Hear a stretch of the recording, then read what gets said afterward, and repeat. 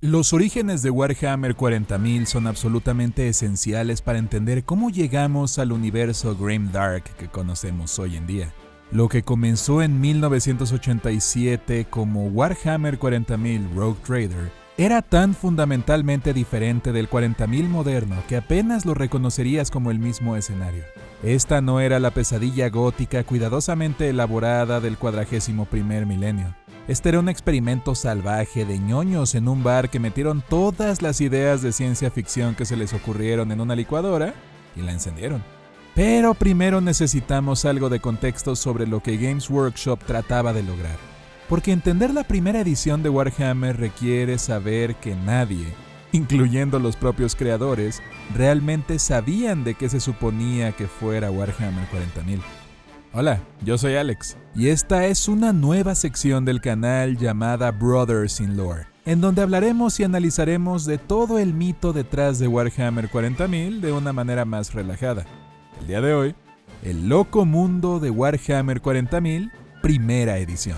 Alrededor de 1987, Games Workshop había estado manejando exitosamente Warhammer Fantasy Battle durante varios años. La compañía decidió que quería crear una versión de ciencia ficción de su juego de fantasía, esencialmente tomando los conceptos básicos de humanos, orcos, elfos y enanos y lanzándolos al espacio. Lo que crearon fue Warhammer 40.000 Rogue Trader, y la palabra rogue, que viene a ser como renegado, describe perfectamente qué tan indómita era esta versión temprana.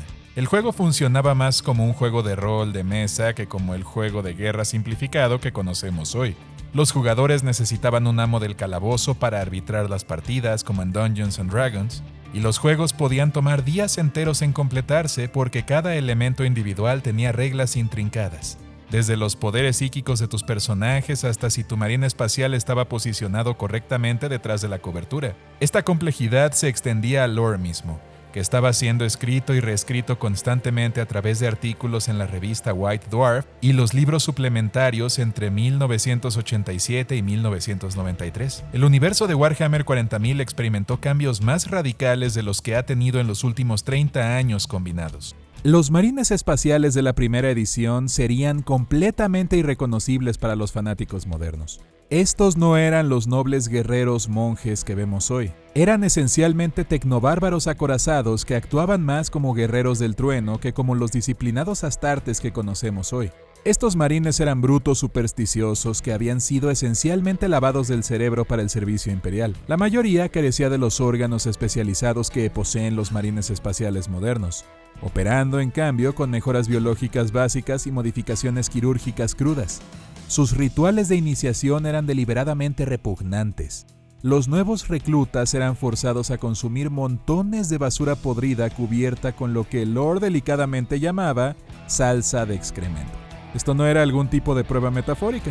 El libro literalmente describía a los marines espaciales comiendo taquitos de caca como parte de su entrenamiento, como Chabelo. La armadura misma se veía completamente diferente. Casi todos los marines usaban un casco distintivo de pico con un diseño de visor pronunciado. Todavía puedes ver este patrón hoy en el personaje de Malcador el Sigilita, cuya armadura antigua representa todo lo que los marines espaciales alguna vez usaron. Algunos de estos marines eran en realidad prisioneros que habían sido soldados a su armadura para cumplir sus sentencias. Imagínate ser sellado permanentemente en un traje de metal como castigo. La armadura de exterminador operaba bajo reglas completamente diferentes. Cada traje contenía una astilla de la propia armadura del emperador, haciéndolos literalmente indestructibles. La armadura sobreviviría incluso si el portador moría, llevando a una práctica sombría donde los marines raspaban los restos de los hermanos caídos e insertaban nuevos pilotos en los mismos trajes. Pero aquí es donde se pone realmente interesante. Los primarcas aún no existían. Nombres como Horus, Leman Russ y Rogal Dorn eran simplemente fundadores de capítulos o comandantes de tanques imperiales. Leman Russ no se parecía en nada al salvaje rey lobo que conocemos hoy. Era solo un comandante de tanques regular de la Guardia Imperial. Todo el concepto de legado genético que define a los marines espaciales no había sido inventado todavía. El emperador, por otro lado, se sentaba en el trono dorado consumiendo 1000 almas de psíquicos diariamente. Pero nadie sabía cómo había llegado ahí. la herejía de Horus existía solo como un detalle menor de fondo para explicar por qué los Marines del Caos se rebelaron. No era la guerra civil que definió la galaxia como la conocemos hoy. El emperador aparentemente se había desgastado simplemente construyendo y defendiendo el imperio a lo largo de los milenios. No había mención del Astronomicon o del papel del emperador protegiendo psíquicamente Terra del caos. Estaba literalmente en el trono porque gobernar un imperio que abarca la galaxia lo había agotado físicamente.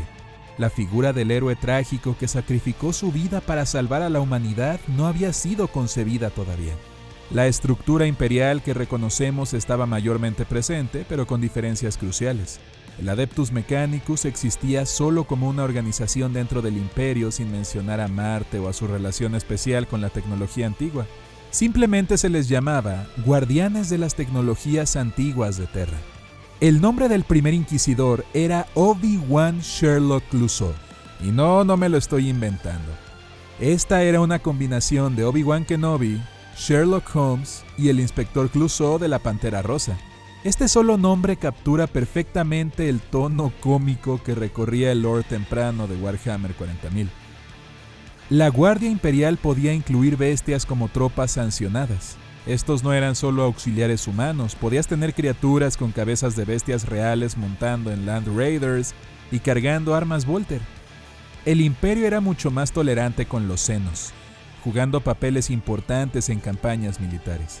Por otro lado, los Marines del Caos no eran traidores adoradores de demonios como los conocemos hoy en día. Eran esencialmente piratas espaciales que se habían vuelto rebeldes por ganancia personal en lugar de convicción religiosa. Los 4 dioses del caos ni siquiera existían todavía. Games Workshop quería mantenerlos exclusivos de Warhammer Fantasy. El Ojo del Terror simplemente se describía como un lugar peligroso al que no querrías acercarte jamás. No había explicación de las tormentas de la disformidad, mundos demoníaco o los efectos de la distorsión de la realidad que asociamos con el caos hoy en día. El conflicto principal no era la herejía de Horus, sino algo llamado la Guerra de Badab, una guerra civil de marines espaciales más convencional. Personajes como Abaddon el Saqueador y Huron Blackheart, del cual por cierto tuvimos un relato muy bueno el lunes pasado, existían, pero fueron introducidos hasta la segunda edición junto con los dioses del caos mismo. Incluso Cypher fue originalmente listado como un campeón del caos en lugar del misterioso ángel caído que conocemos hoy en día. Los Eldar de la primera edición eran genuinamente impresionantes. Funcionaban como la raza sabia y antigua que decían ser, realmente demostrando competencia en sus acciones en lugar de fallar constantemente a pesar de su supuesta previsión. Estaban mucho más cerca de los elfos de fantasía tradicionales, manteniendo relaciones diplomáticas con otras razas y mostrando genuina sabiduría en su toma de decisiones. Los Semi-Eldar eran una vista común a lo largo de la galaxia. Uno llamado Ilian Nastase sirvió como bibliotecario jefe y astrópata para el capítulo de los ultramarines. Fue entrenado en Terra y respetado dentro del capítulo usando su propia armadura de poder personalizada. La idea de que cualquier híbrido humano Eldar sería ejecutado inmediatamente simplemente no existía todavía. Podías equipar tanto a Eldar como a los arlequines con pistolas Volter e incluso pistolas de proyectil. Los arlequines no eran semidioses que distorsionaban la realidad como lo son hoy en día. Podían ser asesinados por cultos Genestealer armados con armas básicas. La naturaleza misteriosa e intocable de los seguidores de Segorak llegó mucho después. Y lo más sorprendente es que existían los Eldar del Caos. Los parias podían caer ante el atractivo de Slanesh u otros poderes del caos, convirtiéndose en campeones del caos igual que los humanos. Aunque el lore mencionaba esta posibilidad, no estaba extensamente detallada, pero el concepto de Eldar sirviendo a poderes del caos diferentes a Slanesh habría posibilidades fascinantes que nunca fueron completamente exploradas. Los orcos de la primera edición estaban mucho más cerca de los orcos de fantasía tradicionales. Eran agresivos y belicosos, pero también capaces de diplomacia y comercio. Los comerciantes orcos negociaban con fortalezas Squat, estableciendo relaciones comerciales que duraban años antes de que las inevitables traiciones llegaban a la guerra. Carecían de su famoso campo psíquico Gestalt, el poder de la creencia que permite que su tecnología funcione desafiando la física. Y es que para un orco, el simple hecho de creer que sus armas tienen municiones o que usar piedras como motores para sus naves funciona, hace que realmente funcionen. Incluso se dice que la creencia de los orcos de que el emperador sigue vivo es la razón por la que realmente sigue vivo. Pero ese es tema para otro día. En la primera edición, la tecnología orco funcionaba a través de ingeniería convencional en lugar de fuerza de voluntad colectiva. Esto los hacía menos únicos, pero más fundamentados en la lógica interna del escenario. El orco diplomático se siente mal según los estándares modernos. Los orcos actuales del 40.000 viven puramente para la violencia y el combate, haciendo que cualquier interacción pacífica se sienta fuera de personaje. El cambio a orcos puramente agresivos creó una facción más distintiva, pero eliminó posibilidades interesantes para relaciones complejas con otras razas. Los tiránidos existían dentro de la galaxia en lugar de aproximarse desde afuera como una fuerza invasora. Todavía eran una especie de mente colmena enfocada en el consumo, pero eran simplemente otra amenaza galáctica en lugar de un peligro existencial para toda la vida. Y su elemento más fascinante eran los Souths, una raza que había sido esclavizada por la mente colmena, pero retuvo su conciencia individual. Servían como diplomáticos y emisarios, intentando negociar con otras especies en nombre de los tiránidos. Algunos Souths trataron de convencer a marines espaciales imperiales para que se unieran voluntariamente a la mente colmena, prometiendo beneficios de la conciencia colectiva.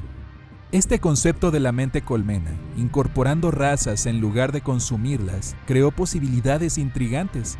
La idea de que los tiránidos pudieran expandirse a través del reclutamiento y la diplomacia en lugar de puramente depredación, sugería un enfoque más complejo para la conquista galáctica. Los cultos Genestealer originalmente no tenían conexión con los tiránidos. Los Genestealer venían de una luna llamada Imgarl y se reproducían como los xenomorfos de las películas de Alien. Su transformación en infiltradores tiránidos ocurrió después durante la transición entre la primera y segunda edición. Y aún más extraño, los cultos Genestealer podían alinearse con el caos.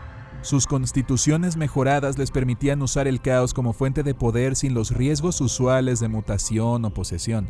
El concepto de Genestealers del caos desafía todo lo que entendemos sobre la resistencia de la mente colmena a la influencia de la disformidad.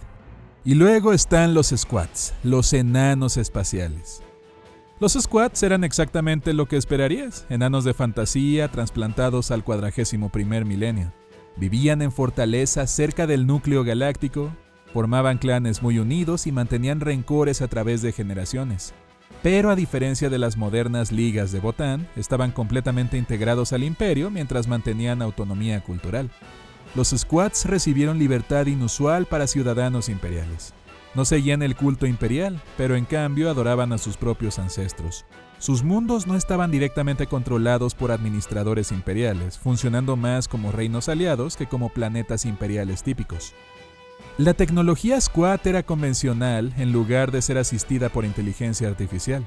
Carecían de los núcleos Botán que definen a las ligas modernas, confiando en cambio en ingeniería y artesanía tradicional. Esto los hacía menos únicos pero más integrados a los niveles tecnológicos establecidos en el escenario. Su relación con los orcos siguió patrones de fantasía clásicos, relaciones comerciales iniciales que se contuvieron en rencores eternos después de inevitables traiciones.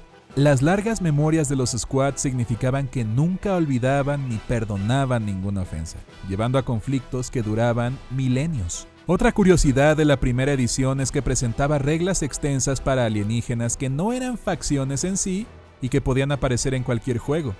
Los jugadores podían encontrarse sabuesos astrales, vampiros psíquicos, almejas carnívoras de arena, ardillas del terror y un montón de criaturas más. Estas tenían sus propias fases de turno y podían alterar dramáticamente los resultados de la batalla. La flora era igualmente peligrosa. Las plantas cerebrales de Catachan, hongos de gas, plantas de púas y hongos enredadores podían afectar a las unidades en el campo de batalla. Esto creaba una galaxia viviente donde el ambiente mismo representaba amenazas más allá de las facciones principales. Esta diversidad hacía que cada batalla fuera potencialmente única. Los jugadores nunca sabían qué criaturas extrañas o plantas hostiles podrían encontrar, agregando un elemento de imprevisibilidad que el Warhammer 40.000 moderno carece. El enfoque simplificado de las ediciones actuales elimina estos elementos aleatorios para un juego más rápido, pero pierde la sensación de una galaxia verdaderamente alienígena. Y luego está el arte. El arte de Warhammer 40.000 en primera edición. Es un estilo visual inconfundiblemente de finales de los años 80. Las ilustraciones de John Blanche mostraban claras influencias de la revista Heavy Metal, los cómics de Judge Dredd y las películas de Ralph Bakshi. Los marines espaciales mostraban emociones humanas en sus caras en lugar de las expresiones estoicas que vemos hoy. La paleta de colores era mucho más variada que la estética marrón y gris del 40.000 moderno, con azules brillantes, rojos vibrantes y amarillos eléctricos que dominaban el arte, creando un universo más colorido que se sentía menos opresivamente sombrío. Este enfoque artístico reflejaba la naturaleza experimental del escenario. Los artistas estaban tomando de diversas influencias, creando un lenguaje visual único que gradualmente evolucionaría hacia la estética de horror gótico que conocemos hoy en día. El desarrollo rápido durante la primera edición revela qué tan inciertos estaban Games Workshop sobre la dirección final de su creación. Los artículos de la revista White Dwarf constantemente introducían nuevas reglas, recontextualizaban lore existente y completamente reescribían las relaciones de las facciones. El libro compilación de 1989 representó un esfuerzo de consolidación importante, pero incluso eso sería reemplazado por cambios de la segunda edición. Este periodo experimental creó tanto oportunidades como problemas.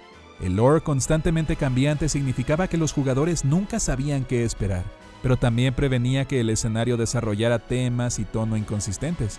La simplificación que llegó con la segunda edición fue necesaria para el éxito a largo plazo del juego.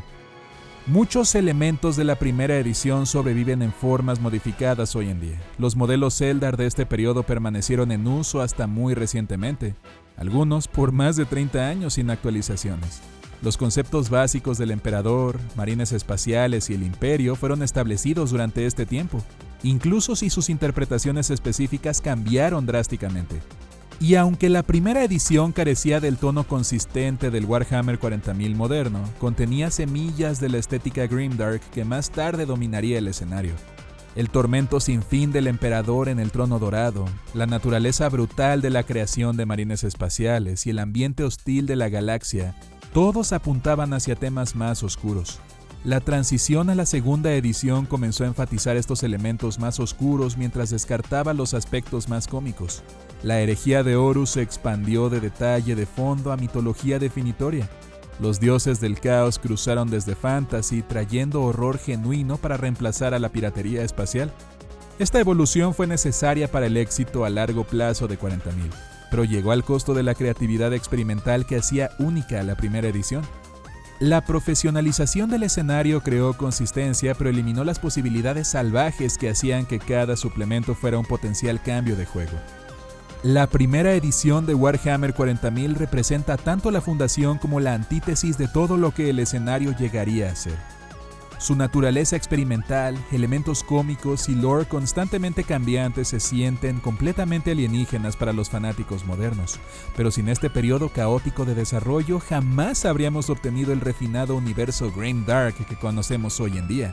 Las lecciones aprendidas durante esta fase experimental sobre consistencia de tono, identidad de facción y enfoque narrativo influyeron directamente en cada edición subsecuente.